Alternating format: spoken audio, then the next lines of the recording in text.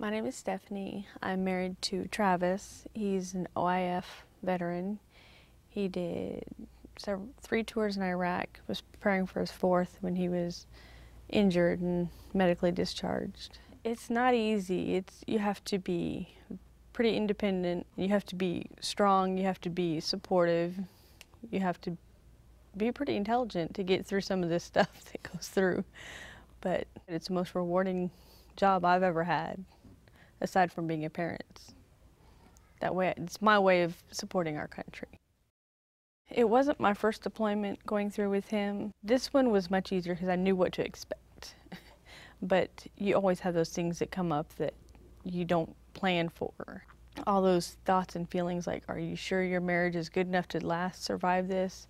Are you sure you're strong enough to survive if something happens to them? It's nerve-wracking. We talked as much as possible. I wrote letters to him when I couldn't talk to him. If I just wanted to tell him something, I'd write him a letter, tell him everything I could. I never mailed him to him. I gave him to him when he got back. That way he had something to look forward to when he got home. I relied a lot on my other military spouses. My FRG was really important to me. The FRG is the Family Readiness Group, and it's basically just other military spouses that are same unit, same group, so they're all pretty much deployed together. So if you have questions, you've got the commander's wife, you've got the sergeant's, you've got the whole chain of command spouses there.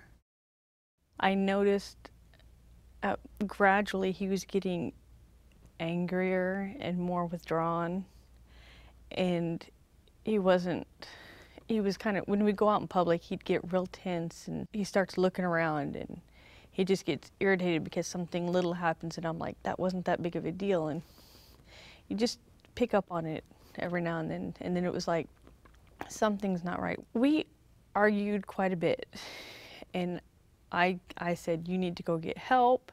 And as most veterans, as far as I can tell, no, I don't need help, I've got this, it's fine. And I think one day it finally hit him. He didn't want to argue.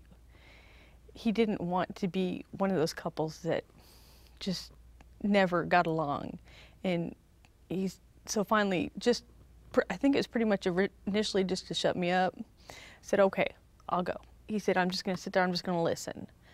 And he probably went 6 weeks, just sat there and listened to everybody. And I think that kind of triggered for him. Look, they've got similar stories. They're going through the same thing. I can talk about this. He's realized how important it is to talk about it. He doesn't feel so alone. If you know you have somebody who's going to stand by you, no matter what, then I think he's realized that's the best feeling. He found little ways to tell me things, and then I'd ask more questions, and he'd share more, and that only made us stronger. We've actually gone to marriage counseling with the vet center, and they've given us some homework assignment kind of things, like rate how you feel your communication skills are, and rate this and that, and see how we compare them, and that we get our dialogue opened up about how we felt about things so we could talk when we got home.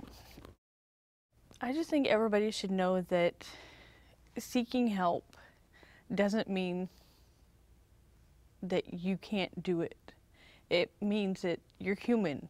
You need to find other people, and we all need other people. We can't do it on our own. It will make your life so much better in the long run. Make your children's lives better, make your spouses, it affects everybody around you. You don't know who you can help by taking care of yourself. Focus on you, and then you can help everybody else in the process.